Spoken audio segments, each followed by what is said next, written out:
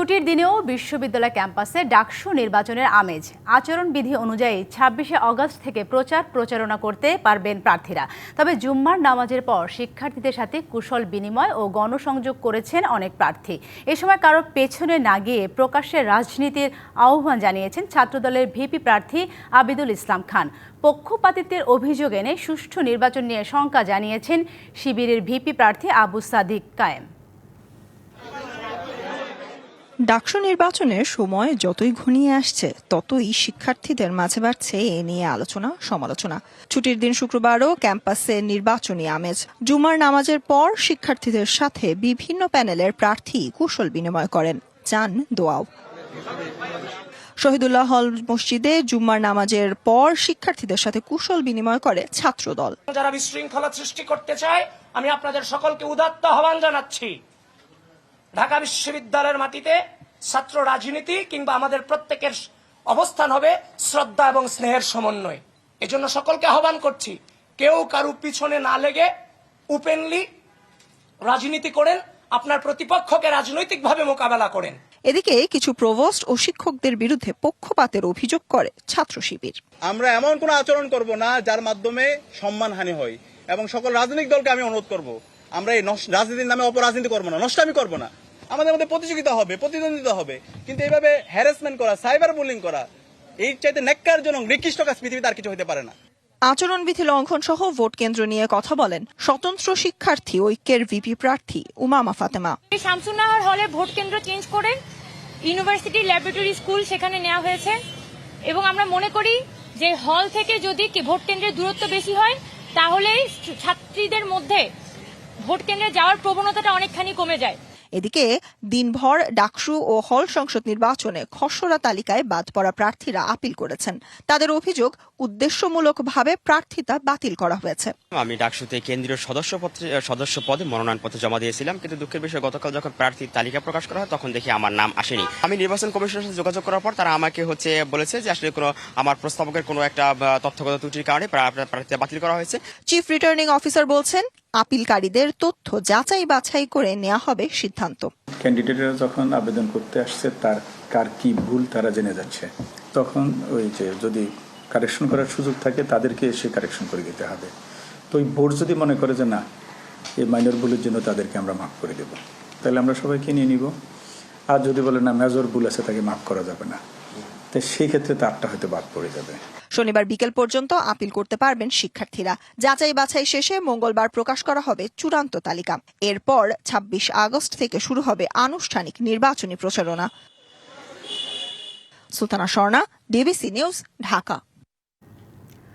আরিফুজ্জামান উজ্জ্বলকে ভিপি এবং তৌহিদ মোহাম্মদ সিয়ামকে জিএস প্রার্থী করে জাহাঙ্গীরনগর বিশ্ববিদ্যালয় কেন্দ্রীয় ছাত্র সংসদ ডাকসু নির্বাচনে শিক্ষার্থী ঐক্য ফোরাম নামে ২৪ সদস্যের প্যানেল ঘোষণা করেছে বাংলাদেশ গণতান্ত্রিক ছাত্র সংসদ।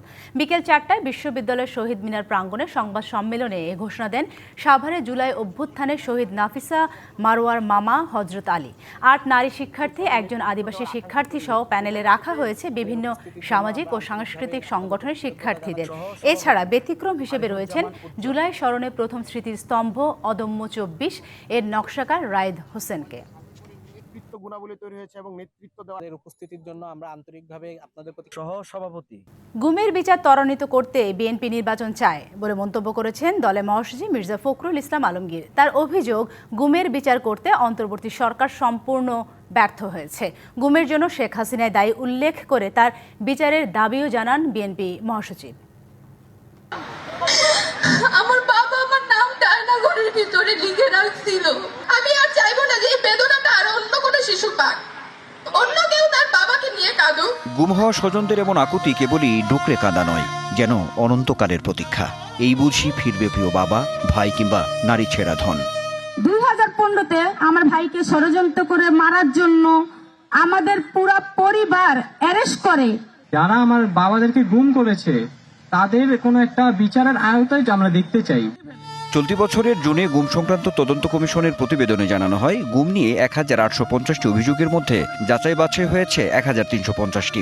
এখনও নিখোঁজ ৩৪৫ জন। এমন বাস্তবতায় আগামী ৩০ আগস্ট পালিত হবে আন্তর্জাতিক গুম প্রতিরোধ দিবস। শুক্রবার ওই দিবসটি উপলক্ষে রাজধানীর মানিক মিয়া এভিনিউয়ে এমন আয়োজন মায়ের ডাকের।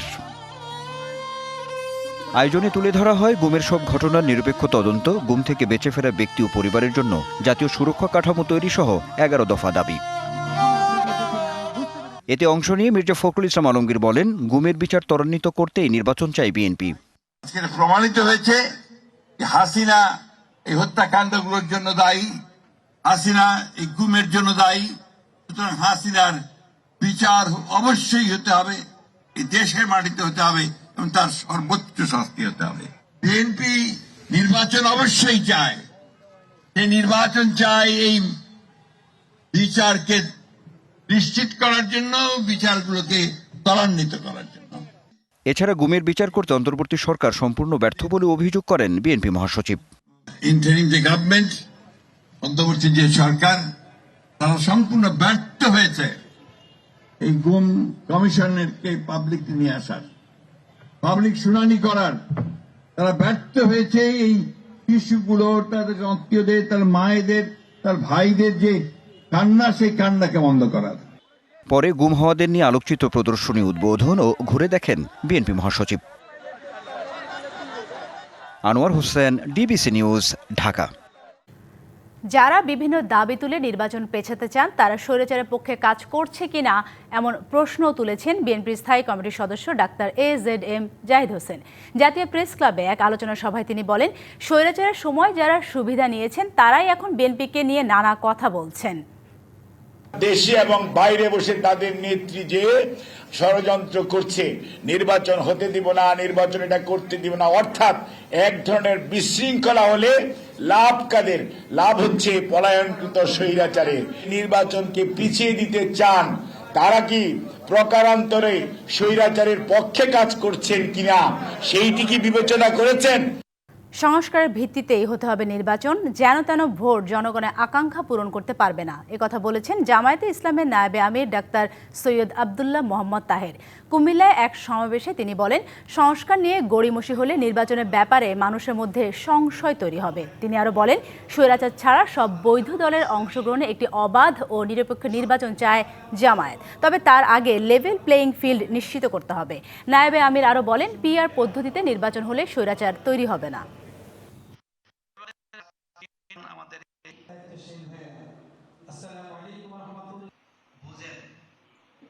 এবারের যে সমস্ত সংস্কারের আমরা একমত হয়েছে, including BNP, Jamaat Islami, NCP, ইসলামী দল, অন্যান্য দল, সেটাকে ভিত্তির মাধ্যমেই আগামী নির্বাচন অনুষ্ঠান করার ক্ষেত্রে তারা পজিটিভ ভূমিকা নেবে, কিন্তু যেন তেন একটি নির্বাচন জনগণের এই আকাঙ্ক্ষাকে পূরণ করতে পারে।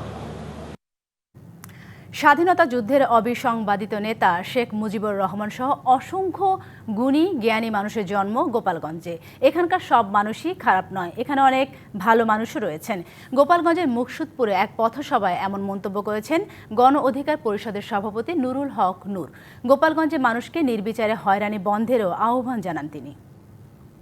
ইতিহাস ঐতিহ্যের অবিচ্ছেদ্য অংশ গোপালগঞ্জ, আমাদের বাঙালির মুক্তি সংগ্রামের অবিসংবাদিত প্রাণ পুরুষ শেখ মুজিবুর রহমান থেকে শুরু করে সাংবাদিক ও বামপন্থী রাজনৈতিক নেতা, অনেক জ্ঞানীগুণী ব্যক্তি এই মধুমতির তীর বিধৌত এই গোপালগঞ্জে জন্মগ্রহণ করেছে।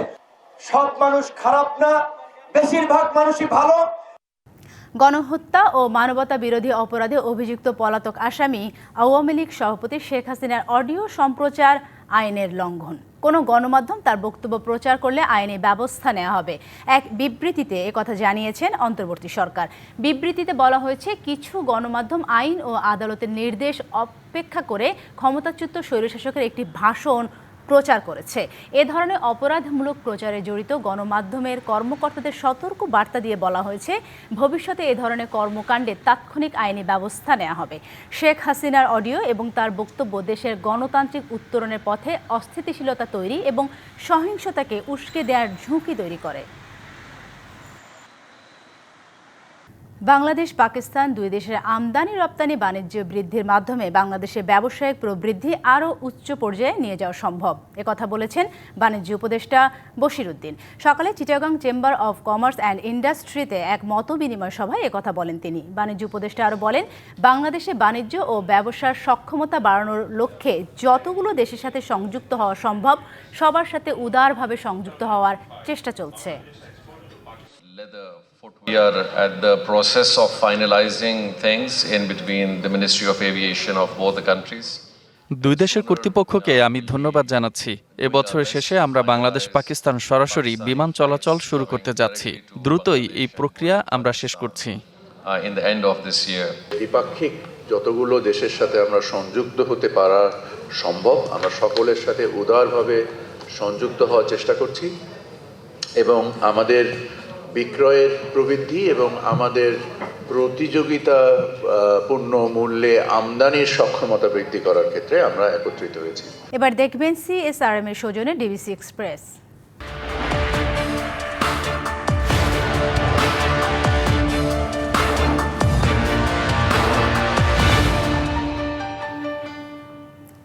দু সালে সিটি কর্পোরেশনের অন্তর্ভুক্ত হলেও এখনও নাগরিক সুবিধা ছিটে ফোটাও পাননি রাজধানীর তুরাগ থানার 52, 53 ও 54 নম্বর ওয়ার্ডের বাসিন্দারা।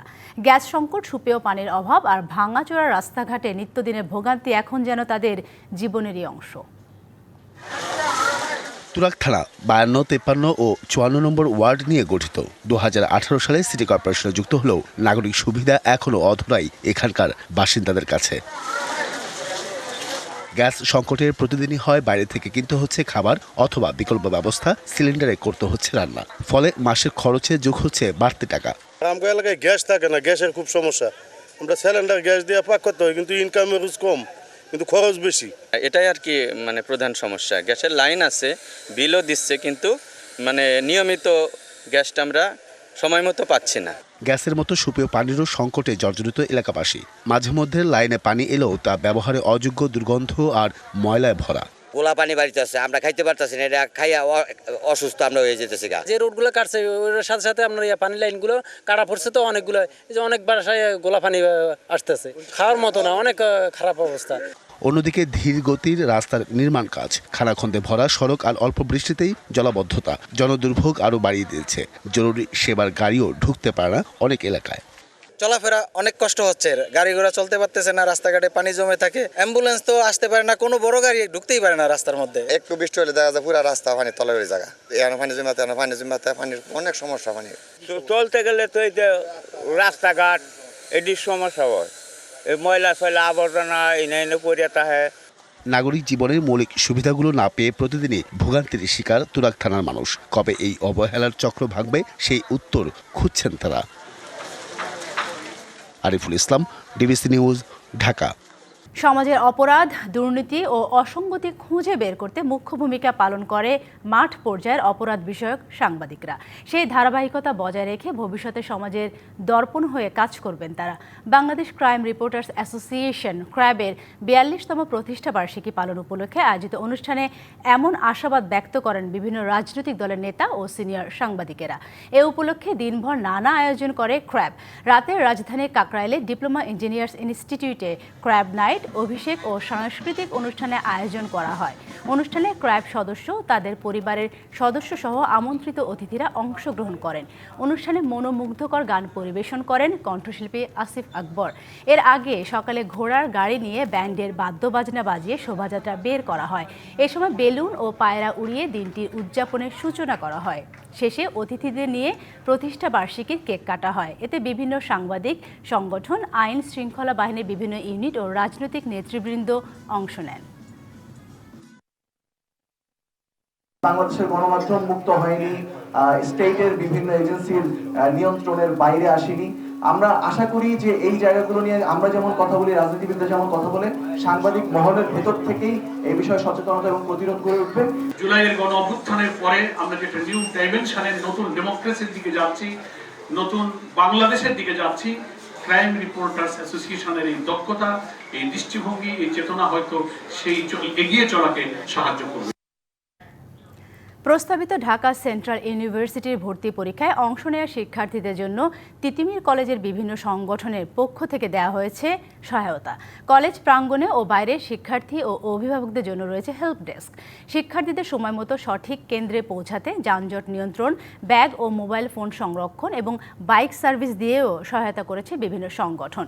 ভর্তিচ্ছুক শিক্ষার্থীদের জন্য বুথ বসিয়েছে 64 জেলার ছাত্র কল্যাণ পরিষদ, রেড ক্রিসেন্ট সোসাইটি, ছাত্রদল, ছাত্র শিবির, ছাত্র অধিকার পরিষদ, ছাত্র সমাজ সহ বিভিন্ন সংগঠনের নেতাকর্মীরা।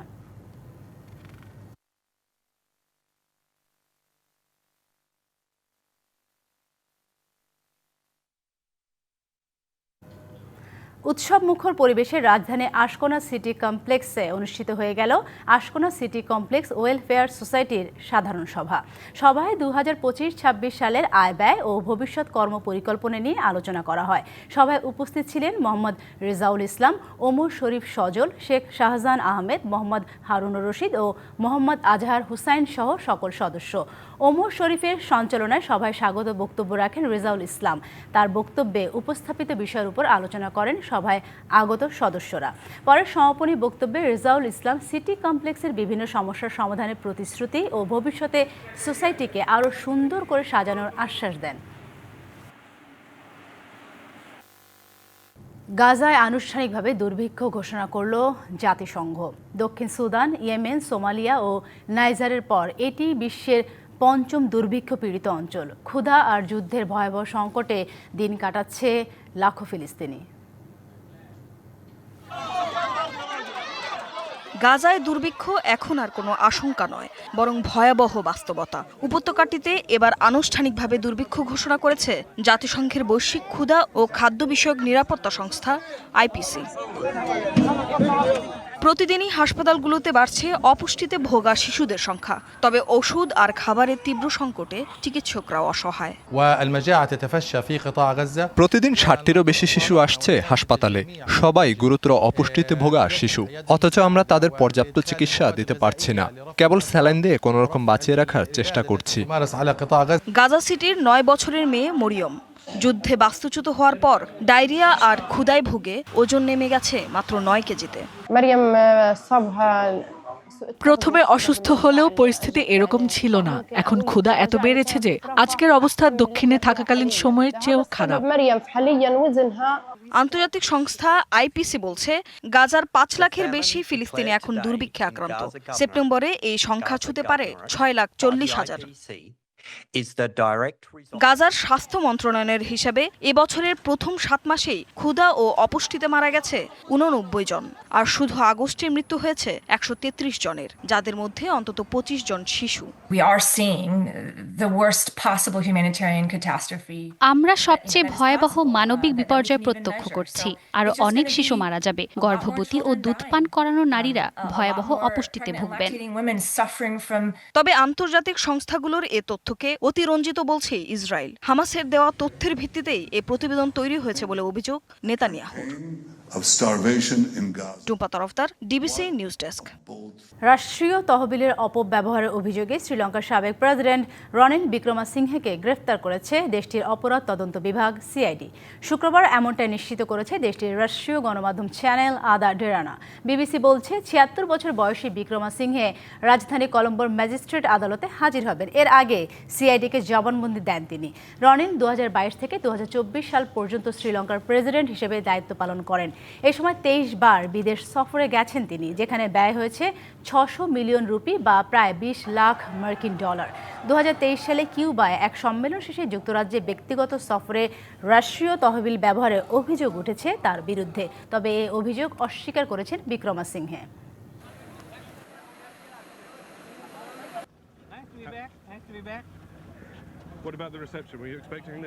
অবশেষে সব জল্পনা কল্পনার অবসান ঘটিয়ে নুরুল হাসান সোহানকে রেখে এশিয়া কাপের স্কোয়াড ঘোষণা করল বিসিবি। একই সাথে নেদারল্যান্ড সিরিজ ও এশিয়া কাপের জন্য 16 সদস্যের দল ঘোষণা করা হয়, যেখানে সোহানের সাথে দলে ফিরেছেন সাইফুদ্দিন ও নাসুম আহমেদ। তবে বাদ পড়েছেন নাইম শেখ, মেহেদী হাসান মিরাজ ও তানভীর। মাঠে তার লিডারশিপের প্রশংসায় সবাই। বিপিএল ছাপিয়ে গ্লোবাল সুপার লিগের মাধ্যমে পুরো বিশ্ব দেখেছে নুরুল হাসান সোহানের নেতৃত্ব গুণ। অথচ সেই সোহান গত 3 বছর উপেক্ষিত ছিলেন জাতীয় দলে। এশিয়া কাপ ঘিরে এবার আলোচনা উঠেছিল এই উইকেট কিপার ব্যাটারকে নিয়ে। শেষ পর্যন্ত সেটা সত্যি করেই এশিয়া কাপের 16 জনের স্কোয়াডে ফিরলেন তিনি। আসন্ন নেদারল্যান্ড সিরিজ ও এশিয়া কাপ ঘিরে 16 সদস্যের স্কোয়াড ঘোষণা করে বিসিবি, যেখানে অধিনায়ক লিটন দাস, জাকের আলী ছাড়াও উইকেট কিপার ব্যাটার হিসেবে আছে সোহানের নাম। 16 সদস্যের স্কোয়াডে সোহান ছাড়াও ফিরেছেন তরুণ ব্যাটার সাইফ হাসান, যিনি টপ ইন টি-20 লিগে বাংলাদেশ এ দলের প্রতিনিধিত্ব করছেন। এছাড়া লিটন দাসের অধিনায়কত্বে দলে আছেন তানজিদ হাসান তামিম, পারভেজ হোসেন ইমন, তাওহিদ হৃদয়, জাকের আলী অনিক, শামীম হোসেন পাটোয়ারি, শেখ মাহদি, রিশাদ হোসেন, নাসুম আহমেদ, মুস্তাফিজুর রহমান, তানজিম হাসান সাকিব, তাসকিন আহমেদ, শরীফুল ইসলাম ও মোহাম্মদ সাইফুদ্দিন। ব্যক্তিগত কারণে নেদারল্যান্ড সিরিজ থেকে ছুটিতে থাকলেও এশিয়া কাপে স্ট্যান্ড বাই তালিকায় আছেন মেহেদী হাসান মিরাজ। এছাড়াও স্ট্যান্ড বাই থাকবেন সৌম্য সরকার, তানভীর ইসলাম ও হাসান মাহমুদ। বাংলাদেশ তাদের এশিয়া কাপ অভিযান শুরু করবে 11 সেপ্টেম্বর হংকংয়ের বিপক্ষে ম্যাচ দিয়ে। এরপর 13 সেপ্টেম্বর শ্রীলঙ্কা এবং 16 সেপ্টেম্বর আফগানিস্তানের মুখোমুখি হবে টাইগাররা। বাংলাদেশের 3টে ম্যাচে অনুষ্ঠিত হবে আবুধাবিতে। দুবাইয়ে ফাইনাল অনুষ্ঠিত হবে 28 সেপ্টেম্বর। এর আগে নেদারল্যান্ডসের বিপক্ষে 30 আগস্ট থেকে শুরু হওয়া 3 ম্যাচের টি-20 সিরিজ খেলবে বাংলাদেশ। এশিয়া কাপের স্কোয়াডটিই থাকবে এই সিরিজে। সবকটি ম্যাচ হবে সিলেটের মাটিতেই। Kanak Mahmud, DBC news desk. 2027 one day বিশ্বকাপের যৌথ আয়োজক সাউথ আফ্রিকা, জিম্বাবুয়ে ও নামিবিয়া। টুর্নামেন্টের সূচি প্রকাশে দেরি হলেও সাউথ আফ্রিকা ক্রিকেট বোর্ড জানিয়েছে কোন দেশে কতগুলো ম্যাচ অনুষ্ঠিত হবে। 2027 ওয়ানডে বিশ্বকাপে অংশ নেবে 14টি দল। আসরে 54 ম্যাচের অধিকাংশই খেলা হবে সাউথ আফ্রিকায়। 8 ভেন্যুতে 44টি ম্যাচ আয়োজন করবে সাউথ আফ্রিকা। ভেন্যুগুলো হলো Johannesburg, Pretoria, Cape Town, Durban, Gqeberha, Bloemfontein, East London ও পার্ল। যদিও কোন মাঠে কতটি ম্যাচ হবে তা এখনও নিশ্চিত নয়। 54 ম্যাচে 10টি হবে নামিবিয়া এবং জিম্বাবুয়েতে। দীর্ঘ 18 বছর পর নিজেদের মাটিতে বিশ্ব আসর আয়োজন করবে সাউথ আফ্রিকা।